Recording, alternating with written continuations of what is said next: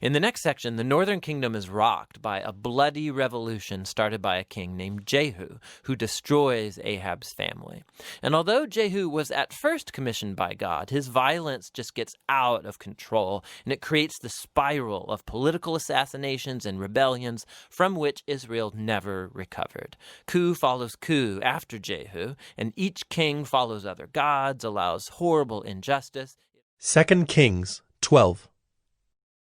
In the 7th year of Jehu, Jehoash began to reign, and he reigned 40 years in Jerusalem.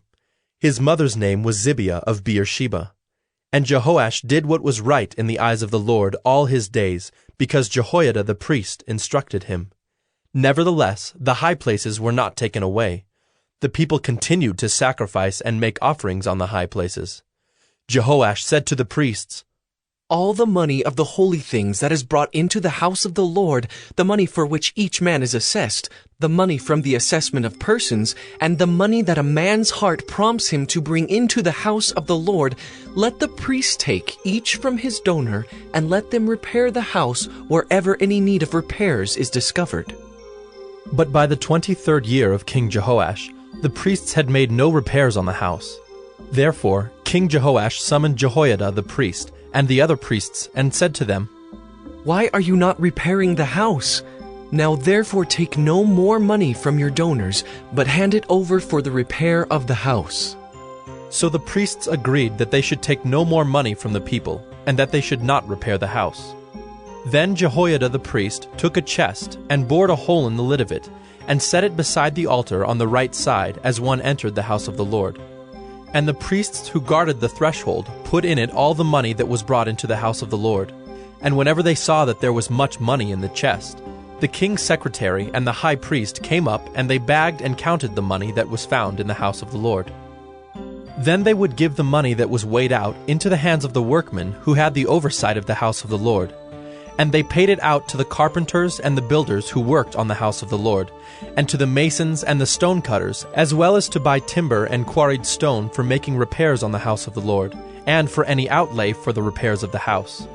But there were not made for the house of the Lord basins of silver, snuffers, bowls, trumpets, or any vessels of gold or of silver, from the money that was brought into the house of the Lord, for that was given to the workmen who were repairing the house of the Lord with it. And they did not ask an accounting from the men into whose hand they delivered the money to pay out to the workmen, for they dealt honestly.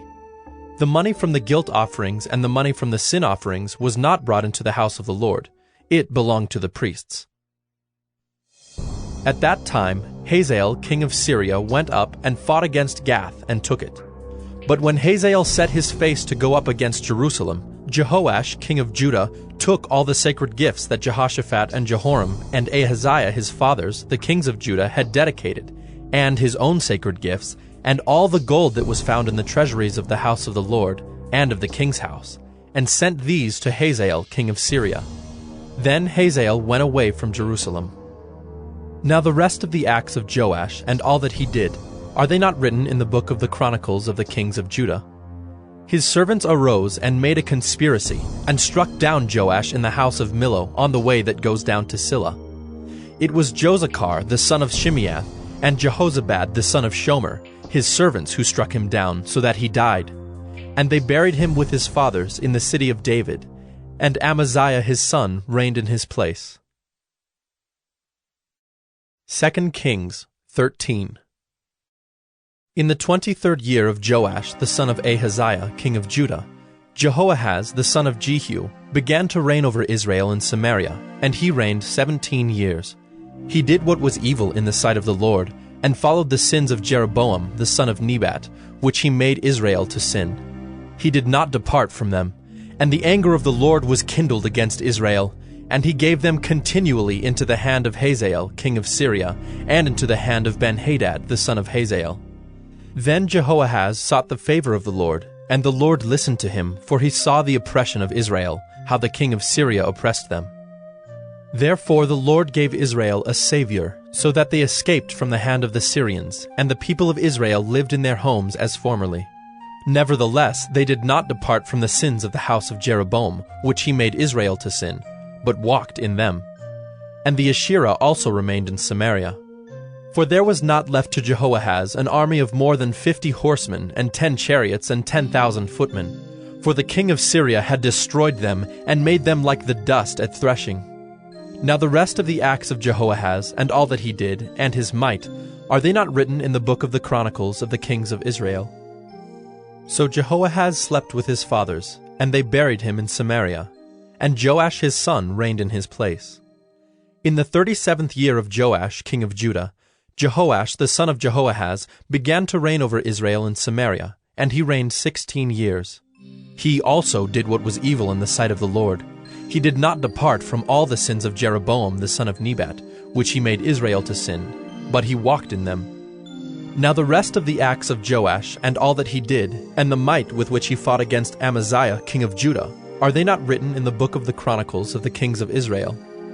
So Joash slept with his fathers, and Jeroboam sat on his throne. And Joash was buried in Samaria with the kings of Israel. Now when Elisha had fallen sick with the illness of which he was to die, Joash, king of Israel, went down to him, and wept before him, crying, My father, the chariots of Israel and its horsemen. And Elisha said to him, Take a bow and arrows. So he took a bow and arrows. Then he said to the king of Israel, Draw the bow. And he drew it. And Elisha laid his hands on the king's hands. And he said, Open the window eastward. And he opened it. Then Elisha said, Shoot. And he shot. And he said, The Lord's arrow of victory, the arrow of victory over Syria. For you shall fight the Syrians in Aphek, until you have made an end of them. And he said, Take the arrows. And he took them. And he said to the king of Israel, Strike the ground with them. And he struck 3 times and stopped. Then the man of God was angry with him and said, You should have struck 5 or 6 times. Then you would have struck down Syria until you had made an end of it. But now you will strike down Syria only 3 times. So Elisha died, and they buried him. Now bands of Moabites used to invade the land in the spring of the year. And as a man was being buried, behold, a marauding band was seen, and the man was thrown into the grave of Elisha. And as soon as the man touched the bones of Elisha, he revived and stood on his feet. Now Hazael, king of Syria, oppressed Israel all the days of Jehoahaz. But the Lord was gracious to them, and had compassion on them, and he turned toward them because of his covenant with Abraham, Isaac, and Jacob, and would not destroy them, nor has he cast them from his presence until now. When Hazael king of Syria died, Ben-Hadad his son became king in his place. Then Jehoash the son of Jehoahaz took again from Ben-Hadad the son of Hazael the cities that he had taken from Jehoahaz his father in war. 3 times Joash defeated him and recovered the cities of Israel. 2 Chronicles 24. Joash was 7 years old when he began to reign, and he reigned 40 years in Jerusalem. His mother's name was Zibiah of Beersheba. And Joash did what was right in the eyes of the Lord all the days of Jehoiada the priest. Jehoiada got for him 2 wives, and he had sons and daughters. After this, Joash decided to restore the house of the Lord. And he gathered the priests and the Levites, and said to them, Go out to the cities of Judah, and gather from all Israel money to repair the house of your God from year to year, and see that you act quickly. But the Levites did not act quickly. So the king summoned Jehoiada the chief, and said to him, Why have you not required the Levites to bring in from Judah and Jerusalem the tax levied by Moses, the servant of the Lord, and the congregation of Israel for the tent of testimony? For the sons of Athaliah, that wicked woman, had broken into the house of God, and had also used all the dedicated things of the house of the Lord for the Baals. So the king commanded, and they made a chest and set it outside the gate of the house of the Lord. And proclamation was made throughout Judah and Jerusalem to bring in for the Lord the tax that Moses, the servant of God, laid on Israel in the wilderness. And all the princes and all the people rejoiced and brought their tax and dropped it into the chest until they had finished. And whenever the chest was brought to the king's officers by the Levites, when they saw that there was much money in it, the king's secretary and the officer of the chief priest would come and empty the chest and take it and return it to its place. Thus they did day after day, and collected money in abundance. And the king and Jehoiada gave it to those who had charge of the work of the house of the Lord. And they hired masons and carpenters to restore the house of the Lord, and also workers in iron and bronze to repair the house of the Lord.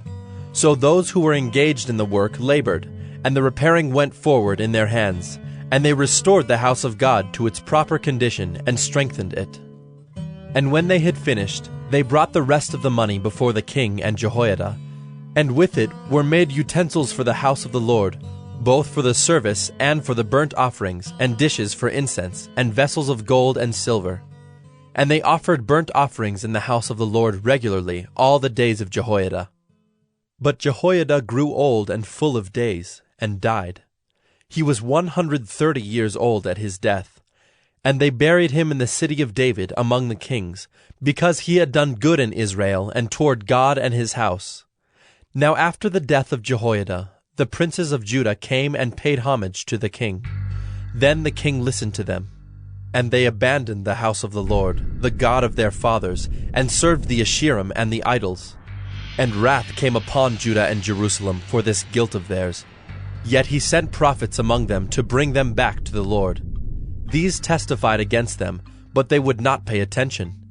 Then the Spirit of God clothed Zechariah, the son of Jehoiada the priest, and he stood above the people and said to them, Thus says God, why do you break the commandments of the Lord, so that you cannot prosper? Because you have forsaken the Lord, he has forsaken you. But they conspired against him, and by command of the king they stoned him with stones in the court of the house of the Lord.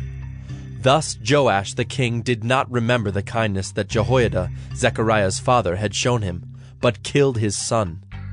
And when he was dying, he said, May the Lord see and avenge. At the end of the year, the army of the Syrians came up against Joash. They came to Judah and Jerusalem and destroyed all the princes of the people from among the people, and sent all their spoil to the king of Damascus. Though the army of the Syrians had come with few men, the Lord delivered into their hand a very great army, because Judah had forsaken the Lord, the God of their fathers. Thus they executed judgment on Joash. When they had departed from him, leaving him severely wounded, his servants conspired against him because of the blood of the son of Jehoiada the priest, and killed him on his bed. So he died, and they buried him in the city of David, but they did not bury him in the tombs of the kings. Those who conspired against him were Zabad the son of Shimeath the Ammonite, and Jehozabad the son of Shimrith the Moabite. Accounts of his sons and of the many oracles against him and of the rebuilding of the house of God are written in the story of the book of the kings. And Amaziah his son reigned in his place.